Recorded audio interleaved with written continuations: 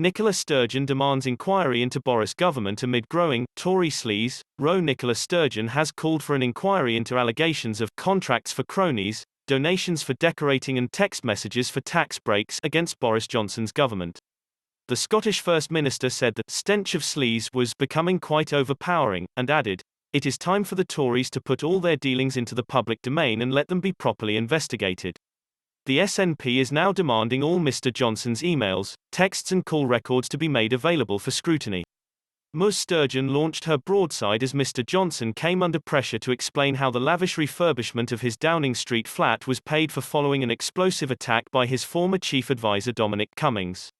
In an incendiary blog post, Mr. Cummings accused his former boss of plotting an unethical, foolish, possibly illegal plan to get Tory donors to secretly fund the work.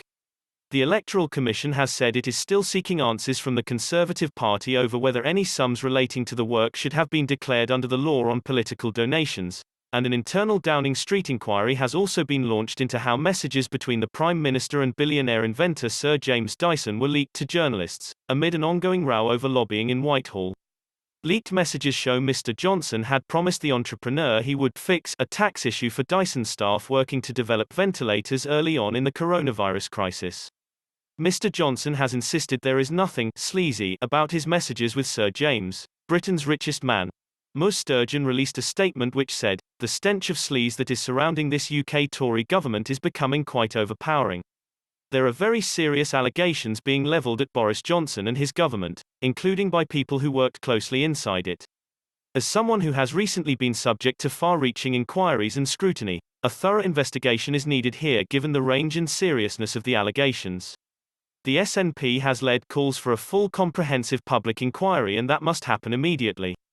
SNP Westminster leader Ian Blackford added, "There are now so many different parts to this Tory scandal that a comprehensive investigation into the workings of this deeply dodgy Tory government is the only answer." Earlier, former Attorney General Dominic Grieve branded Mr. Johnson a vacuum of integrity, as the row over the bill for the Downing Street flab refurb intensified. Mr. Grieve, a Tory Brexit rebel who was stripped of the party whip by Mr. Johnson in September 2019 and unsuccessfully stood as an independent at the 2019 general election, said, "It is all smoke and mirrors." He hasn't said when he decided to repay it or whether he has now repaid it. The fact is that he did get, I think it has become quite clear, a significant gift towards the refurbishment of the flat. He continued, "If a minister goes abroad and gets given a gold watch by a foreign official, he has to hand it back to the government or he has to buy it back.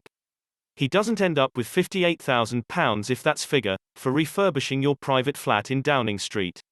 My impression is there has been constant wriggling about the source of the money for this refurbishment and that's just one illustration of the chaos Mr. Johnson seems to be bringing in his wake and the reason for that is that he's a vacuum of integrity. And that's been apparent for some time.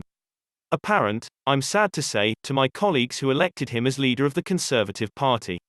And if you've got someone who's a vacuum of integrity then you're going to get this sort of story coming up over and over again. I suppose some people may say it doesn't matter, but in the context of trying to ensure good governance and people's faith in democratic institutions, it's really an extraordinary way to conduct oneself.